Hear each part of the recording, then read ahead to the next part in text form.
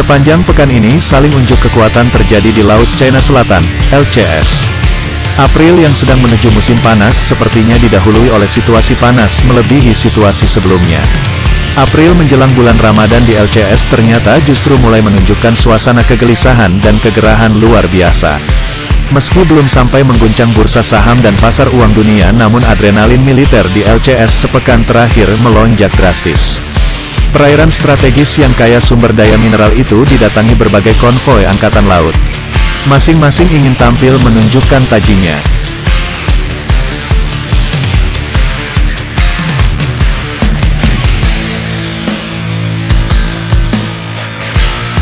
Diawali dengan langkah China yang mengerahkan 200-an kapal milisi nelayan dikawal sejumlah kapal perang dan kapal selam mau menggertak Filipina.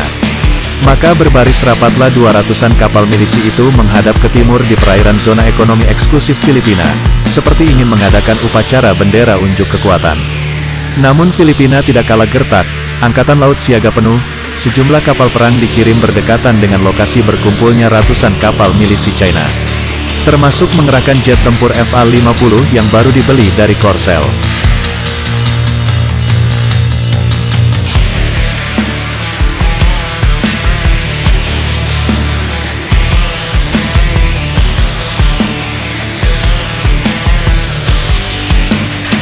Tidak lama kemudian datanglah kapal induk ASCPN Theodore Roosevelt bersama beberapa kapal pengawalnya dari Teluk Benggala, Selat Malaka dan ngetem di LCS.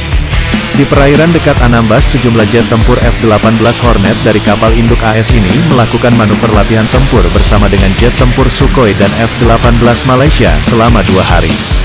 Bisa jadi AS ingin mengajak Malaysia agar fight alias tidak loyo menghadapi klaim China.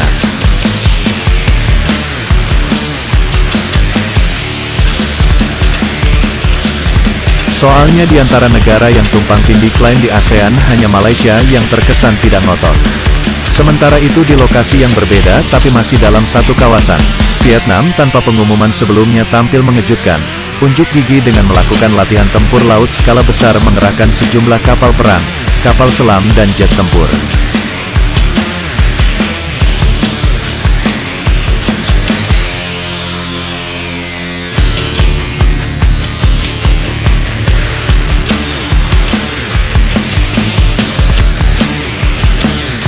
Angkatan Laut Indonesia tampil high profile kali ini. Tanpa banyak publikasi dan umbar pernyataan, TNI AL mengerahkan 25 kapal perang dan 2 kapal selam anyar ke Natuna. Dan yang lebih spektakuler 2 KRI yaitu KRI Celurit 641 dan KRI Kujang 642 Kamis kemarin sukses menembakkan peluru kendali anti kapal permukaan C-705 di perairan Laut Natuna Utara. Berhasil mengenai sasaran sebuah kapal tanker TNI AL yang baru dipensiunkan KRI Balikpapan 901.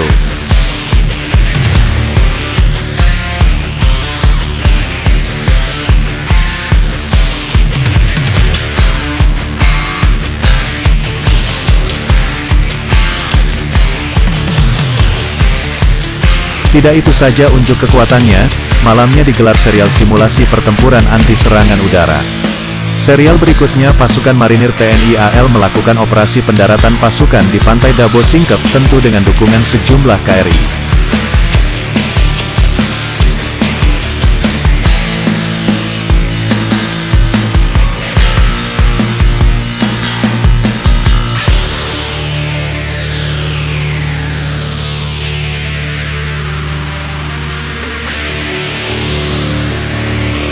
Tetapi sesungguhnya yang lebih menggetarkan adalah pernyataan keras dari militer AS kepada China bersamaan dengan kedatangan kapal induk AS ke LCS. Bunyi peringatannya, jika ada tembakan kepada militer dan kapal perang Filipina termasuk pesawat udara maka sesuai perjanjian pertahanan dengan Filipina, AS akan mengerahkan seluruh kekuatan militernya untuk melindungi Filipina. Pernyataan ini tentu membuat adrenalin militer di kawasan ini meninggi merah padam.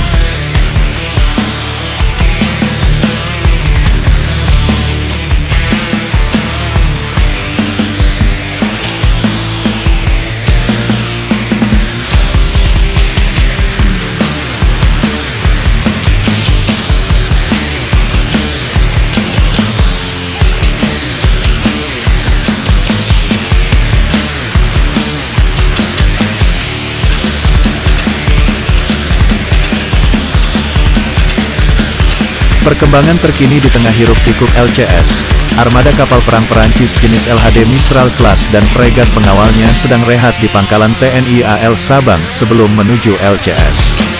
Demikian juga Inggris tengah bersiap mengirim kapal induk Queen Elizabeth dengan sejumlah kapal perang pengawal ke LCS.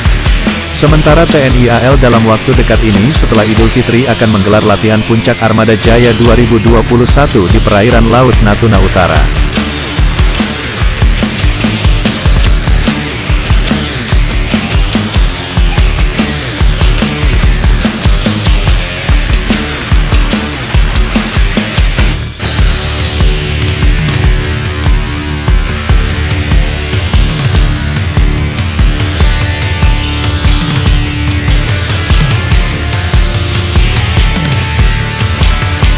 Bakal ramai dan ke depan ini akan selalu ramai etalase LCS dipenuhi dan silih berganti berdatangan berbagai jenis kapal perang. Ini sejatinya sebagai bentuk kemarahan dalam bahasa militer sekutu AS kepada China yang secara sepihak mengklaim hampir seluruh perairan LCS.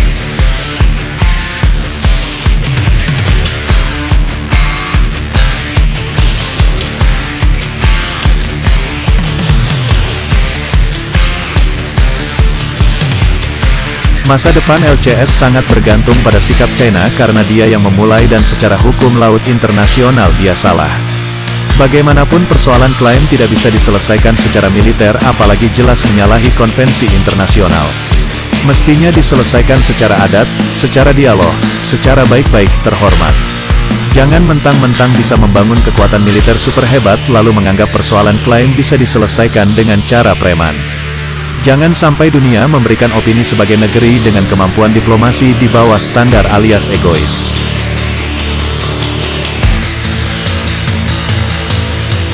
Diplomasi militer yang dilakukan sejumlah negara di LCS dengan melakukan manuver kapal perang Vivere Pericoloso adalah sebuah formula warning untuk Beijing, untuk mengingatkan bahwa jika terjadi pertempuran hebat di LCS sesungguhnya akan menghancurkan tatanan kesejahteraan yang telah dibangun lebih setengah abad ini.